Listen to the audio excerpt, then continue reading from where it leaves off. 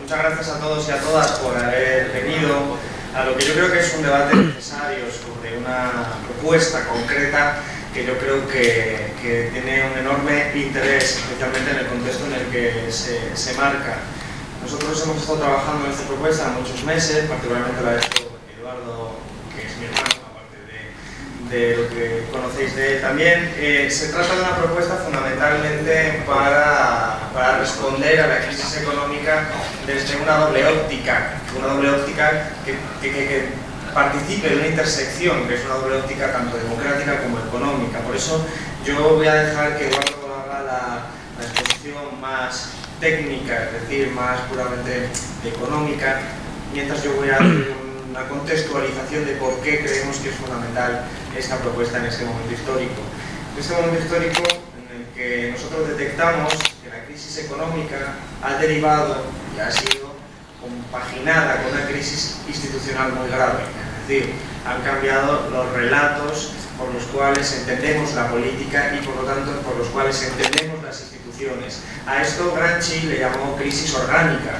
Nosotros hemos venido llamando hace muchos años crisis de régimen, es decir, la manifestación de una crisis democrática, de una puesta en entredicho de lo que son las instituciones políticas, jurídicas, del ámbito de la política, y por otro lado una crisis económica que manifiesta el agotamiento del modelo de acumulación capitalista en el ámbito español. Nosotros entendemos que a esta crisis de régimen hay que darle una respuesta también que hemos teorizado desde hace también muchos años, que es la del proceso constituyente, es decir, una alternativa que compagine lo democrático con lo económico. Sabéis que los clásicos llamaban a la economía política, porque creían que eran dos esferas de la misma sustancia, que eran la misma cosa, la economía política. Y sin embargo, con el devenir de los tiempos y con el auge de la teoría económica neoclásica, que después, digamos, su visión ideológica es lo que hemos llamado, convenido llamar neoliberalismo, se produce una división y parece ser, se fragmenta, se compartimenta, y por un lado se entiende que está lo político y por el otro lado está lo económico. Lo económico sería el espacio solo dedicado para aquella gente que ha aprendido economía, y lo político sería aquello relacionado con las instituciones públicas. Nosotros no compartimos esa visión, creemos que hay que seguir hablando de economía política, y por eso nuestras propuestas, y está de forma muy concreta, impugna de forma simultánea ambas esferas. Y seguimos haciendo eso porque creemos, como Joan Robinson, la economista británica, que hay que estudiar economía para evitar ser engañados por los economistas. Esta frase, que ha sido siempre de cabecera para los economistas críticos, tiene aún más sentido cuando de la consecuencia de la crisis económica se ha derivado en toda Europa, en todo el mundo casi diríamos, pero fundamentalmente Europa y Estados Unidos, una concepción de la economía todavía más neoliberal. Es decir, cuando veníamos en una época de neoliberalismo profundo, de políticas de ajuste en América Latina, en los 80, en los 90, en Europa, de desmantelamiento del estado del bienestar, del estado social, cuando sucede la crisis económica, la respuesta que se da, aunque hay un momento de paréntesis, si recordáis, en el año 2008, en el que Sarkozy dice que hay que refundar el capitalismo, y que el de la COE decía que había que hacer un paréntesis en la economía de libre mercado, aunque existía ese paréntesis, inmediatamente después lo que vino fue una vuelta de tuerca más neoliberal. Y esto es el escenario en el que actualmente nos encontramos. En el caso español son 6 años de sacrificio, 6 años de sacrificio para la mayoría social, y 6 años donde se ha puesto en entredicho, como decía antes, absolutamente todo. La hipótesis que nosotros trabajamos es una hipótesis, yo creo que ampliamente compartida por otros economistas críticos, y es la de que viene una nueva crisis financiera como consecuencia de las enormes burbujas financieras creadas como lógica respuesta a las inyecciones masivas de liquidez por parte del Banco Central Europeo y de la Reserva Federal, muy particularmente, y también de esa política de austeridad que lo que hace es agravar la situación de impedimento de la demanda y de constricción de la demanda. Pues bien, cuando hablamos de que esto afecta al ámbito democrático, es fundamentalmente por una cosa, porque nos encontramos en este contexto con una crisis, como decía antes, del modelo de acumulación capitalista. Esto afecta a la estructura económica y social, cambia y se fragmentan las clases sociales, se fragmentan y se produce, pues claro, cuando veníamos de una estructura social con prácticamente todo el mundo trabajando de los que querían hacerlo y cambiamos a una estructura social de mayor precariedad y cambiamos a una estructura social con casi 6 millones de parados, obviamente cambia también esa estructura social y cambia también la forma, la concepción del mundo de esas personas que se han visto desplazadas de su identidad económica y su identidad política. Pero junto a ello hay una crisis del sistema de representación, de la democracia representativa liberal, como le podríamos decir, y eso afecta a la estructura política y a la estructura organizativa.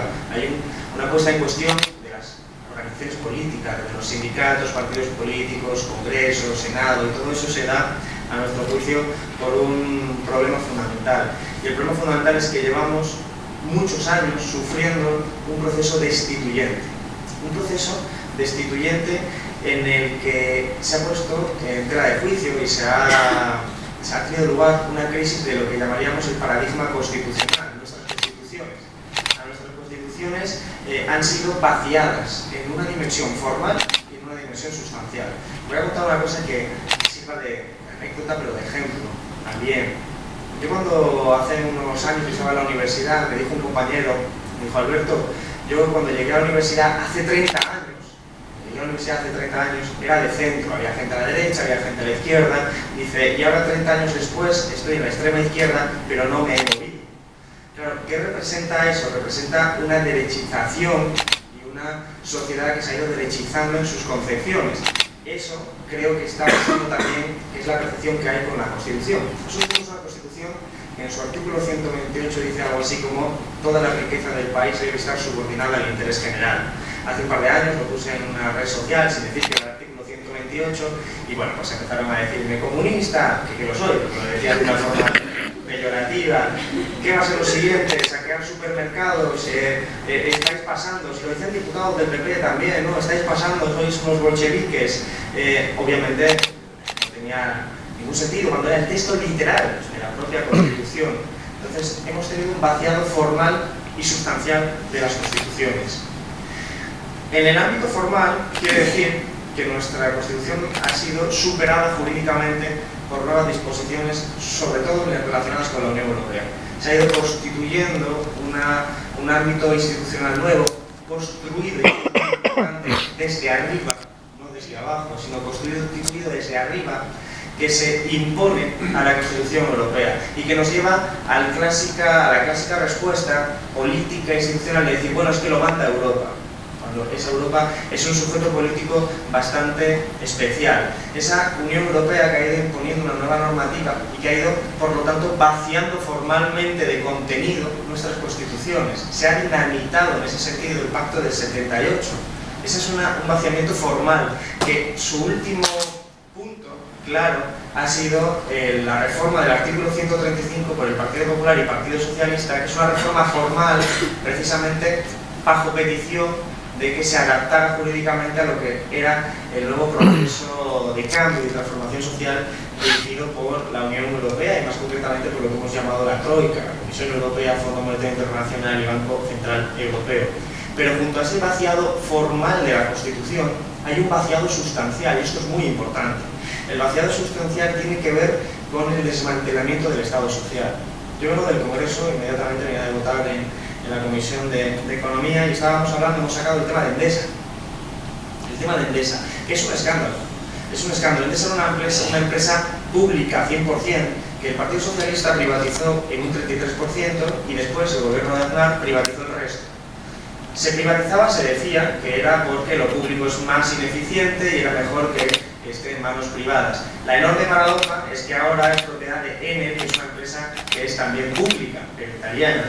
Y ahora hay un escándalo tremendo, que es que se ha repartido dividendos por 14.000 millones de euros, vamos a quedarnos con esta cifra, en tanto que después hablaremos de cifras concretas de trabajo garantizado y nos van a permitir ver la magnitud de esta cuestión.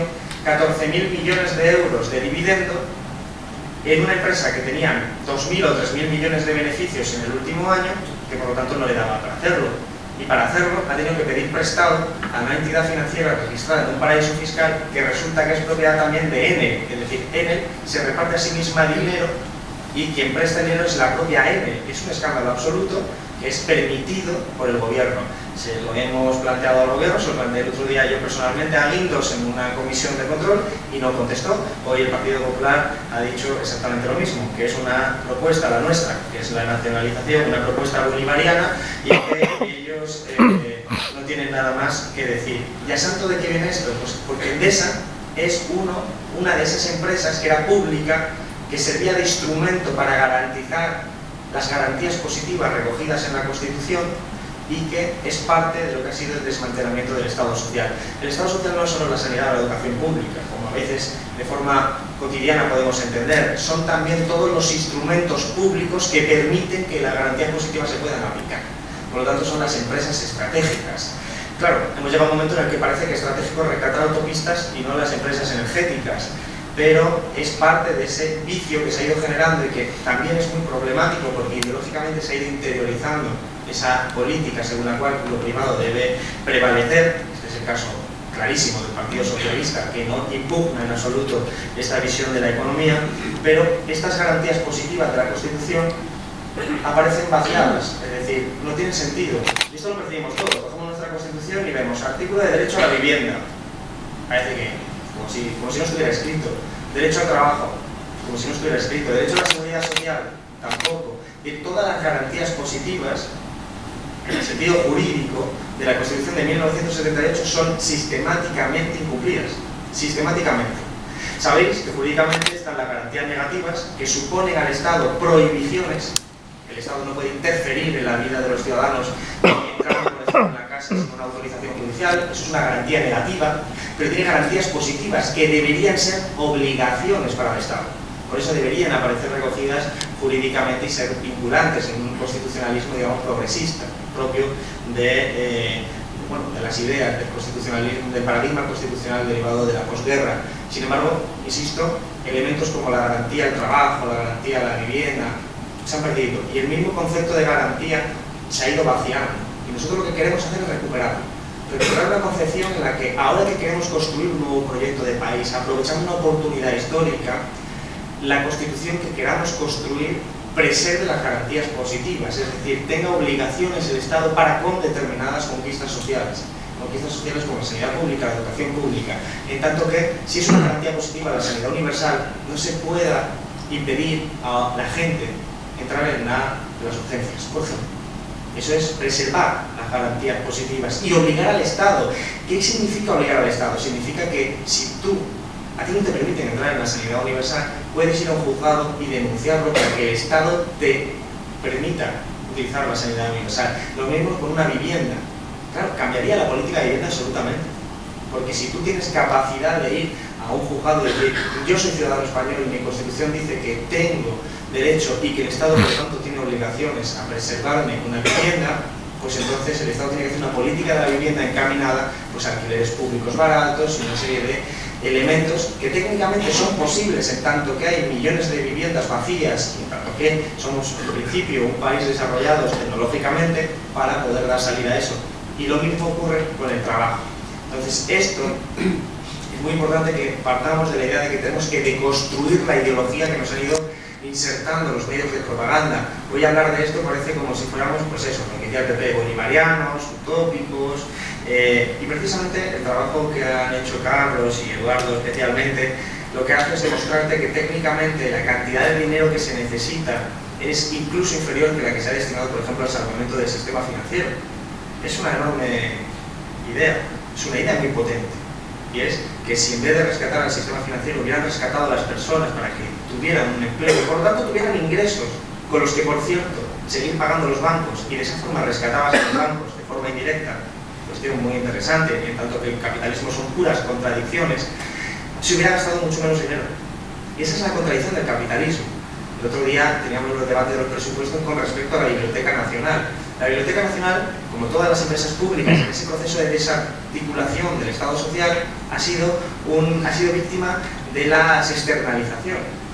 De hecho, lo que eran empleados públicos empezaron a ser empleados de las subcontratas.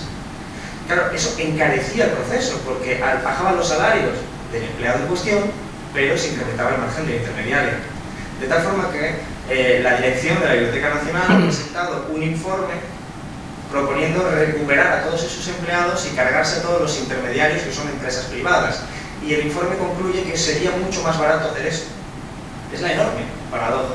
Pero el gobierno en este caso tiene instalado una tasa de reposición de impedir contratar empleados públicos nuevos y por lo tanto, buscando la austeridad, está forzando a un encarecimiento de los servicios. Esto tiene que ver con lo que decíamos del trabajo, porque ahora Eduardo podrá exponer cómo lo que gastas para hacer un trabajo, un escenario de creación de empleo, lo ahorras también en prestaciones por desempleo, entre otras categorías. En ese sentido, lo que venimos a decir es una idea muy potente, y es que nosotros queremos que se cumpla la Constitución de 1978 en sus garantías positivas. Por lo tanto, que quienes son los traidores a la esencia de la Constitución son aquellos que la han dinamitado, porque, a nuestro juicio, el capitalismo en este estadio actual y en un intento de sobrevivir, le sobran las conquistas sociales conseguidas por generaciones precedentes a la mía.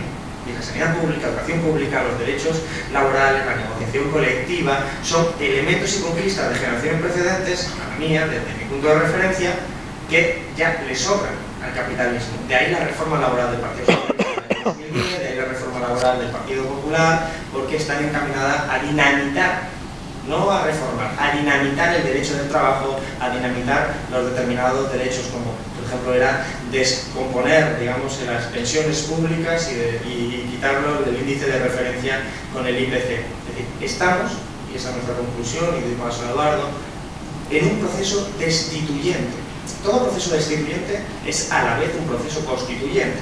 Por lo tanto, estamos en un proceso destituyente en el que las conquistas de 1978 y por lo tanto la sociedad de 1978 desaparece, se retrae y se tiene lugar un proceso constituyente dirigido por las élites económicas y políticas, lo que hemos llamado la oligarquía europea. La oligarquía europea es la que ha constituido Maastricht, es la que ha constituido el Pacto de Estabilidad y Crecimiento, es la que ha constituido el euro, es la que ha constituido pues, todas las últimas reformas, como entre ellas la reforma constitucional del 2011, al servicio de la supervivencia del capitalismo y particularmente al servicio de la oligarquía alemana. Ese es el proceso constituyente. De hecho, recordad que cuando se intentó avanzar en ese proceso constituyente más rápido de lo que la sociedad permitía, que era con el fracasado proyecto de Constitución Europea, cuando aquí se votó, porque se hizo un referéndum, es una cosa anormal, pero se hizo un referéndum, se votó y mayoritariamente la verdad que salió que sí, no sé si fue un 60 y mucho por ciento, 70 y mucho por ciento que la gente votó que sí. Y por lo tanto se aprobó, porque eran tiempos en que gobernaba el Partido Socialista, el PP y PSOE votaban que sí. En Francia, ese referéndum salió que no. Por una heterogeneidad de factores salió que no. Entonces, desde arriba, se dio la directriz de que los franceses habían equivocado votando, habían votado mal. Y que por lo tanto había que aprobar de todas formas el tratado, o sea, digamos la Constitución Europea, por las asambleas nacionales. Y efectivamente el Parlamento lo aprobó, lo cual mostraba ya signos de desconexión entre lo que es el ámbito parlamentario y el ámbito de la sociedad civil. Cuando esto sucedió también en Holanda, ocurrió exactamente igual, se volvió a aprobar por el Parlamento. Y cuando sucedió en Irlanda tenía que aprobarlo sí o sí por referéndum, así que salió que no. ¿Y qué dijeron los de arriba? Dijeron, vaya, pues hay que repetir el referéndum. El propio concepto de repetir un referéndum, a los 3 días de salir que no, está expresando que se está constituyendo un ámbito y una estructura institucional desde arriba. Y ese es el proceso constituyente dirigido por la derecha. Y ahora la crisis ha radicalizado y agudizado ese proceso. O sea, los cortos decretos, creo que eran como 70 reales decretos del Partido Popular en esta legislatura, son parte del proceso constituyente. Es el proceso constituyente de la derecha. Por eso, la idea clave para nosotros es decir, ya no va a ser nada igual que antes. Ya no se trata entre quedarnos como estábamos o elegir un proceso constituyente. El dilema es qué tipo de proceso constituyente queremos. El que dirige la oligarquía, que es española y europea, o el que dirige la mayoría social en este país. Y la propuesta técnica está aquí encima de la mesa. Es un inicio de debate, pero que une, y creo que con acierto, el elemento puramente democrático con el elemento puramente técnico. Y para finalizar, una cuestión que reside en el fondo de esta propuesta, y es algo de filosofía política. Aquí se defiende la libertad en el sentido positivo. La libertad negativa es un concepto utilizado por los liberales. Para un liberal, si un mendigo entra en un supermercado es una persona libre, porque nadie le ha impedido entrar, porque la libertad está definida en términos negativos, como la capacidad de que nadie te impida hacer algo. Entonces el mendigo es libre, pero sabemos que no puede satisfacer sus necesidades básicas porque es un mendigo. Desde ese punto de vista, nuestras sociedades actuales son sociedades que no son libres, porque están llenas de mendigos. Y aunque nadie les impida caminar por la calle, entrar en los supermercados, no tienen capacidad de desarrollar su vida dignamente. Por eso nosotros utilizamos el concepto de la tradición republicano-socialista, que es el concepto de libertad positiva. Libertad positiva no es que no te impidan hacer algo, no es solo eso, es que puedas desarrollar tu vida con dignidad, que puedas tener satisfechas tus necesidades más básicas, que tengas sanidad pública, educación pública y tengas todas las prestaciones sociales y desde luego el empleo. Por lo tanto, lo que se está defendiendo aquí es el intento, yo creo que necesitamos ganar esta batalla, que es cultural, no solo política, de recuperar el concepto y la palabra libertad.